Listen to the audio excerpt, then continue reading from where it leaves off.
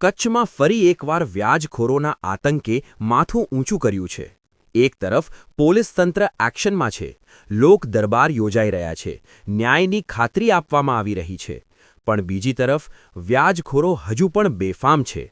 નખત્રાણા વિસ્તારમાં થયેલી તાજી ઘટનાઓએ લોકોમાં ભયનો માહોલ ઊભો કર્યો છે। લેણદારોના ત્રાસથી ગુજરાતમાં ઘણા લોકો જીવન ટૂંકાવી રહ્યા છે। સવાલ એ છે, શું આ દૂષણ ક્યારેય બંધ થશે કે પછી વ્યાજખોરો આમ જ લોકોને બરબાદ કરતા રહેશે? જો તમે કે તમારી કોઈ ઓળખીતી વ્યક્તિ આ ત્રાસનો ભોગ બનેલું હોય તો ચૂપ ન રહો, આવાજ ઉઠાવો, કારણ કે ચૂપ રહેવું એટલે અન્યાયને વધારવું।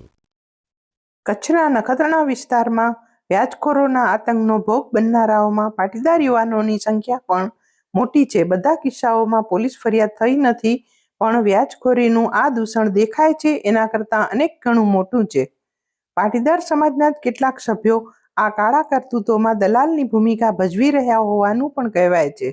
પાટીદાર સમાજના યુવાનો વ્યાજખોરોની ચુંગાલમાં કેમ સપડાઈ રહ્યા છે તે અંગે પાટીદાર સૌરભ ન્યૂઝે સમાજના અગ્રણી ડૉક્ટર શાંતિલાલ સેંગાણી સાથે વાત કરી હતી। નખત્રાણા પંથકમાં છેલ્લા થોડાક સમયથી આ જે વ્યાજખોરોનો આતંક વધી રહ્યો છે, તો એ બાબતે આપનું શું કહેવાનું છે?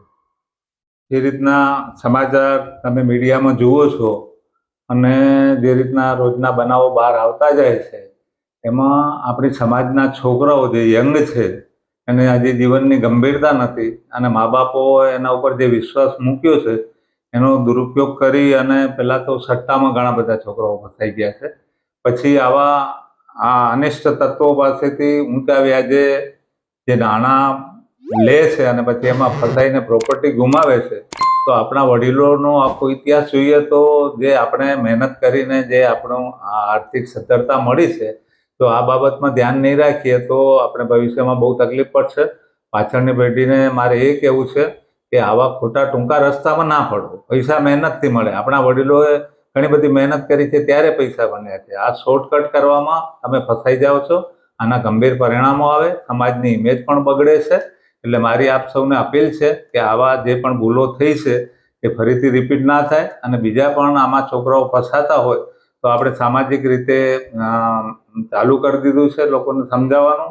યુવા સંઘને પણ આપણે કહીશું કે ભાઈ દરેક જગ્યાએ ફરી અને આવા છોકરાઓ સાથે શિબિરો યોજી અને આવી વસ્તુમાં ના પડે, કારણ કે એને આટલી ગંભીરતા નથી કે આનું શું પરિણામ આવશે, ચોકર બુદ્ધિ જેવું થઈ જાય છે। તો એને સમાજ સાથે સાંકળી લઈએ અને એમને સમજાવીએ અને આમાં આપણી સમાજની પણ ઇમેજ ખરાબ થાય છે। અચ્છા, આમાં જે પીડિત લોકો છે, ખાસ કરીને યુવાન લોકો, તો એ લોકોને આ રીતે નાણાં 12% વ્યાજે અને આટલા ઊંચા વ્યાજે લેવાની જરૂર કેમ પડે?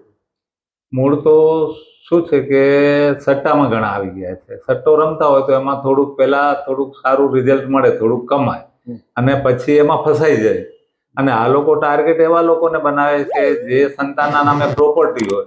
પટેલોમાં આપણે બાપુજીને એમ થાય કે ચાલો હવે હું નિવૃત્ત થાઉં અને સંતાનને જવાબદારી દઈ દઉં અને એનો આ દુરુપયોગ થઈ જાય છે, ત્યારે એને એ ઉંમરે બહુ ગંભીરતા નથી, આપણે એને આ ગંભીરતા સમજાવવી પડે।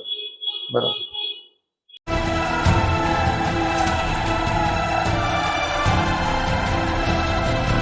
इंसाफ चाहिए, इंसाफ चाहिए। पुलिस हमारी सुनो।